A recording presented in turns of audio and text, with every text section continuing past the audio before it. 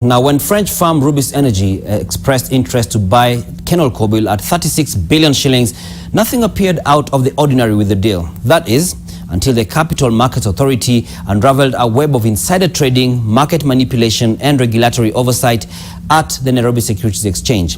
Julian Samboko now delves into the intricacies of the takeover, the action that the Capital Markets Authority took, and why providing insider trading cases is difficult. This as the High Court overturns the CMA's enforcement action against Ali Khan Sachu. Welcome to Deals 2019, a look back at some of the key transactions which stole the headlines and shaped the markets over the last 12 months. We kick off with a look at a 36 billion shillings takeover, whose announcement sent the markets into a sugar high, with the share price of the then listed KenolKobil surging by as much as 29% in just one day. But no sooner had investors warmed up to this development when the market regulator raised the red flag. There was a skunk at the garden party. Let's take a look at the web of insider trading which shaped the takeover of KenolKobil.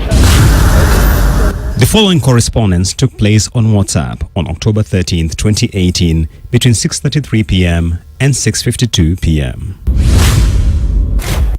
I have actionable intelligence on a share at the Nairobi Securities Exchange. Please advise if this is something you want to look at.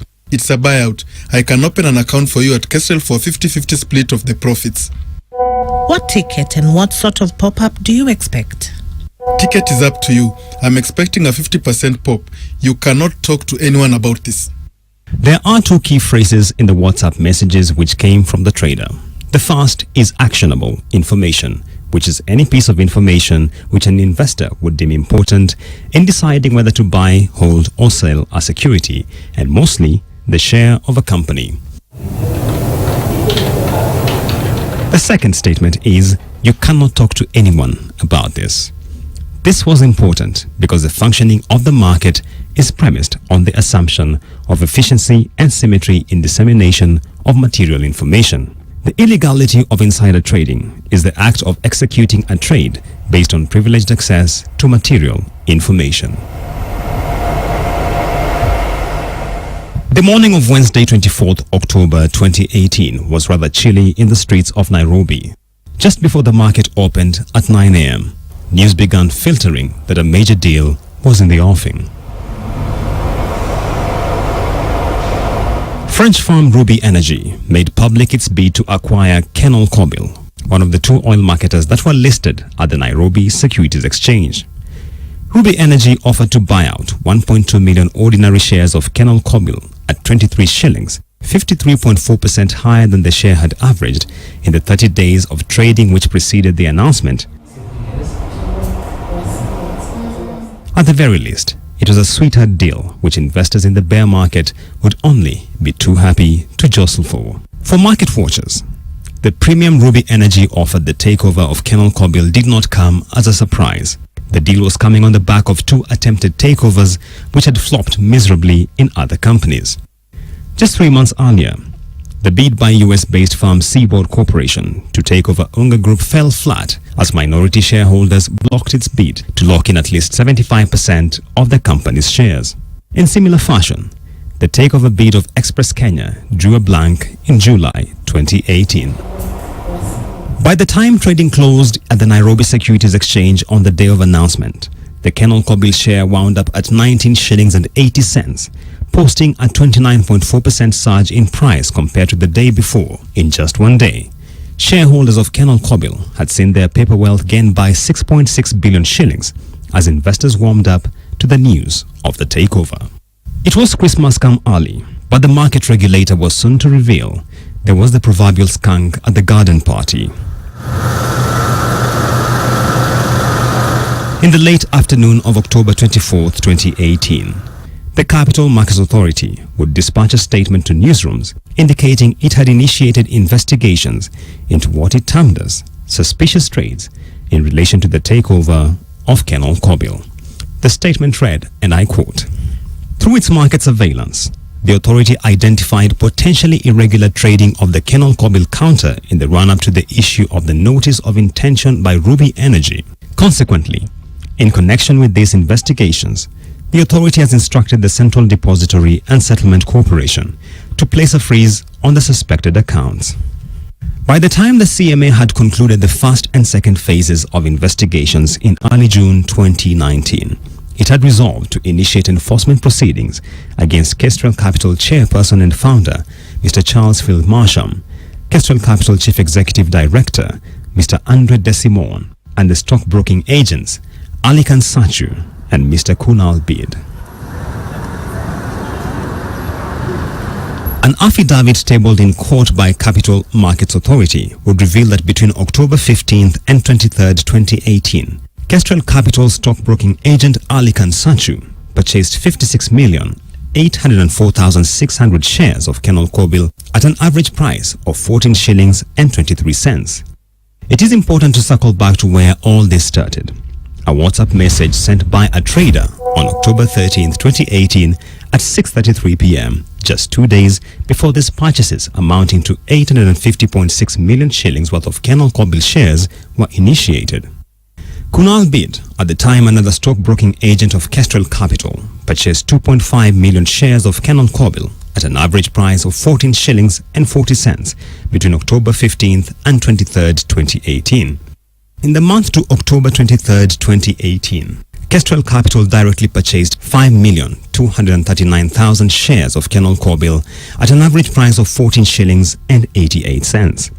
It is these transactions that would come under the spotlight of the CMA Act of 2018, which deals with insider trading.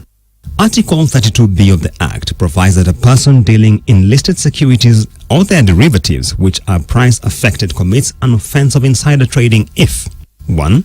They encourage another person, whether or not that other person knows it, to deal in the securities or their derivatives which are price-affected securities in relation to the information in the possession of the insider, knowing or having reasonable cause to believe that the trading would take place. Second, discloses the information otherwise than in the proper performance of the functions of his employment, office or profession to another person. According to Article 32C of the Capital Markets Authority Act of 2018, information relating to a security qualifies to be insider information if 1. It relates to the particular securities or to a particular issuer of securities, 2. It has not been made public, and 3. When made public, it is likely to have material impact on the price of the security. Insider trading creates information inefficiency, grants a few market players undue advantage, and on the whole undermines the one currency on which every market operates, and that's confidence. So bad is insider trading that it necessitated an amendment to the Capital Markets Authority Act of 2013 to create a more robust surveillance system. In the budget speech of June 2013, the then Treasury Cabinet Secretary Henry Rotich drew attention of the House to the subject of insider trading and how it was undermining the capital markets. Henry Rotich read, and I quote, "Honorable members, insider trading and market manipulation continue to pose a threat to the stability and growth of the capital market. To address these challenges and safeguard the integrity of our capital market, I propose to amend the Capital Markets Act to redefine the offense of insider trading as an offense of strict liability and further propose to specifically identify a range of the most common market manipulation offenses to guide the courts and the investing public on the nature of these offenses."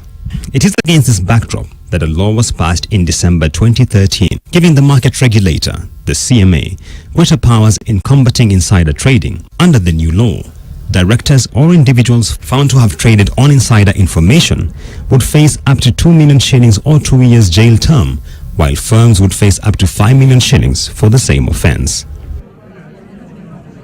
With regard to the legal framework and the legal provisions around insider trading and market manipulations and other kinds of misfeasance, Kenya has actually one of the most robust frameworks in the world in that sense. But the enforceability of those legal provisions is a function that is not wholly within the control of the authority. That we can follow natural justice, ensure full compliance with the Constitution, but even having concluded that process, you can have the full enforceability of that action being postponed for 5 or 6 years because of court intervention. On July 8, 2019, the CMA took enforcement action on persons found to have traded on KenolKobil shares on the basis of insider information. The authority's ad hoc committee had established that Mr. Andre De Simon disclosed price-sensitive material non-public information on the KenolKobil transaction. The two identified stockbroking agents, Mr. Alikan Sachu and Mr. Kunal Bid. The two agents thereafter used the insider information to deal in the price-affected shares by advising and or buying on behalf of their various clients, approximately 59 million KenolKobil shares in the week before the takeover announcement was made on the 24th of October 2018, contrary to the provisions of Section 32B of the Capital Markets Act.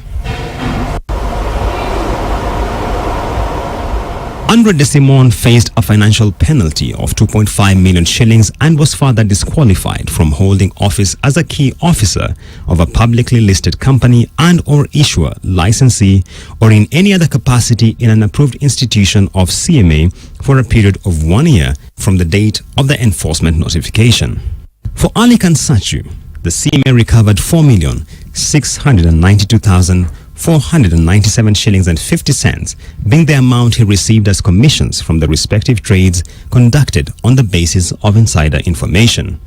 Sachu was also disqualified from holding office as a key officer of a publicly listed company and or issuer, licensee, or in any other capacity in an approved institution of CMA, including a stockbroking agent, for a period of 3 years from the date of the enforcement action.